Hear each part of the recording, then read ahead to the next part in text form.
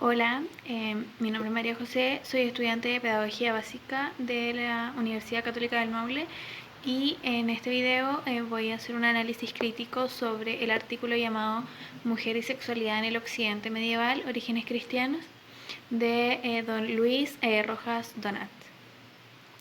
Él tiene un magíster y es doctor en Historia por la Universidad Católica de Valparaíso. Su área de especialización docente y de investigación es en Historia Medieval y en Historia Moderna. Es presidente vitalicio de la Sociedad Chilena de Estudios Medievales, profesor en la Universidad del Biobío y en la Universidad de Concepción de Chile. Este artículo fue publicado en el año 2013. Su contextualización histórica está situado en la Edad Media. La Edad Media comienza en el siglo V con la caída del Imperio Romano de Occidente y finaliza en el siglo XV con la caída del Imperio Bizantino. Si bien este artículo también abarca un poco de la Edad Antigua, ya que habla acerca de los primeros siglos después de Cristo, entre el 1 y el 3 aproximadamente, y también de la Edad Media. Las ideas principales de este texto, cuando comienza el autor hace una introducción respecto a la situación de las mujeres a lo largo de la historia. Si bien, a mi parecer, esto es lo que más se habla de mujer en el texto en sí, ya que luego vienen las visiones de algunas personas sobre la sexualidad y la mujer, supuestamente. La visión de Cristo y la sexualidad. Respecto de las mujeres, Cristo se mostró súper comprensible y respetuoso en todo momento con ellas. Más que hablar de sexualidad, Cristo posicionó el amor como parte fundamental del matrimonio. Y el sexo no era algo como importante, solo formaba una parte. Cristo se mostró indiferente prácticamente a las relaciones sexuales, ya que no las rechazó tajantemente y tampoco fueron materia de su difamación. Caso contrario a lo que pasó con Pablo de Tarso. Él se muestra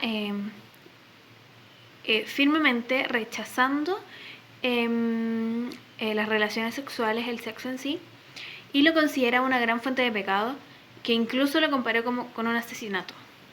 Él proclama la castidad, el cese de relaciones sexuales sin la necesidad de la virginidad, y potencia la virginidad, incluso dentro de matrimonios. Algunos otros escritores cristianos llegaron a relacionar el sexo con la muerte. Decían que si tú te casabas y tenías relaciones sexuales, estabas condenado a morir. Hay otro autor que también es de algunos de estos escritores que me llamó mucho la atención y quise destacarlo un poquito, que es Tertuliano. Él decía que el matrimonio era casi incompatible con el cristianismo. Él elogia la castidad, la apoya firmemente. De hecho, él se separó de su mujer para no tener sexo. Rechazó el sexo en sí, en toda su carrera, él siempre rechazó el sexo. Y decía que la mujer era incluso más lujuriosa que el hombre, que tenía más deseo sexual. Referente al divorcio, él dice que las segundas nupcias solo ocurren por deseo sexual propio y las rechaza tajantemente. Opinión personal, si yo leo el título de este artículo, digo mujer y sexualidad en el occidente medieval, esperaría encontrar más casos o ejemplos de mujeres, ya que voy a tener una visión masculina al respecto de estos temas. Porque información de mujeres igual es poco y es entendible por la época. Pero ejemplos habían. Si el hombre y si las visiones de estas personas que yo nombré anteriormente hablan de castidad y de virginidad, ¿por qué no nombraron el caso de María, que es como un caso a nivel mundial de virginidad, ¿por qué no nombraron a otra persona? Si solo cuando hablan de mujer y exponen un caso, exponen el caso de una prostituta. Siento que es muy bueno leer estos artículos para ir potenciando un poco la opinión que tiene uno respecto, uno a la Iglesia Católica y otro a la visión que tienen de las mujeres. Yo al ser mujer discrepo y me choca leer todo lo que leí, pero lo entiendo, lo comprendo y lo analizo. Y es por eso que me es imposible no hacer una comparación con el presente. Como después de muchos años siguen habiendo mentes retrógradas con estas cosas que pasaron en el siglo V. Espero que se vea potenciada la imagen y el tema de la sexualidad libre y responsable. Y quisiera leer un pedacito de la conclusión, bueno, una parte, que dice que, bueno, Cristo se refirió poco, pero se opuso al adulterio, estuvo a favor del amor, del perdón y la fidelidad. Y bueno, se opuso al divorcio igual. Pero la gran preocupación acá fue el tema de Pablo.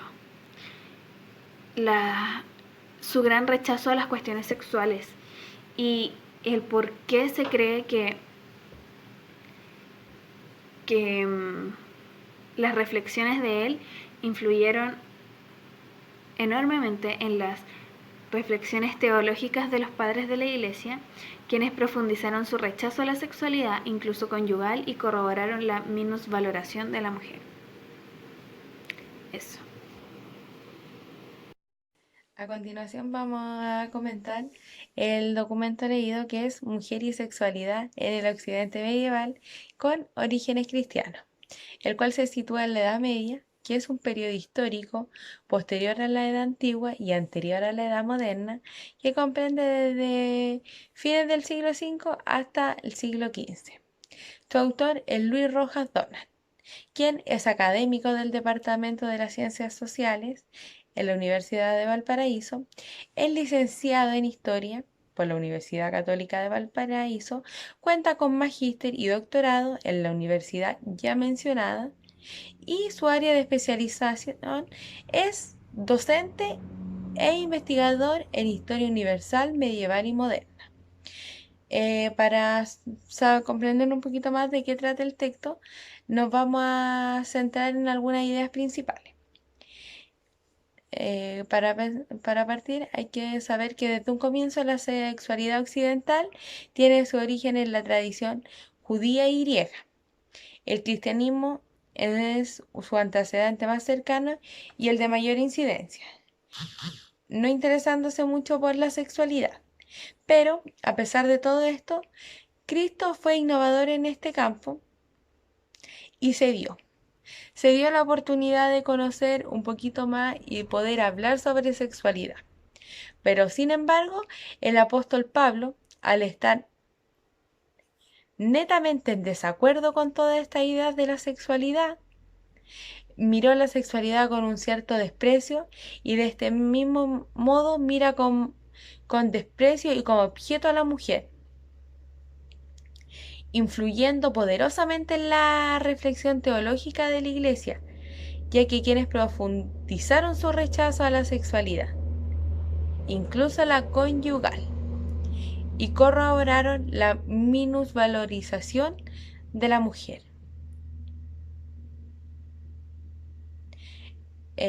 También podemos darnos cuenta cuando se interpreta el géneris del sexo de la vida humana, surgió de los sucesos de los apóstoles. Y aquí el arsenal de argumentos de los ancestrales con la misoginia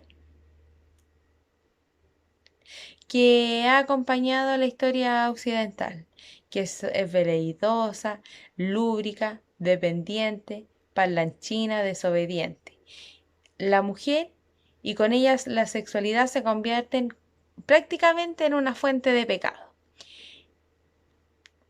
Pero yo creo, a modo personal, me gustaría criticar un poquito el texto, porque siento que para ser de año, ya desde que se viene instaurando el feminismo, creo que deberían haber textos más relacionados con valorizar a la mujer que con desvalorizarla, o simplemente con el hecho de tener a la mujer como verla como una esclava, porque en el texto se mencionaba que la mujer tenía que cumplir ciertos roles solamente en la sociedad.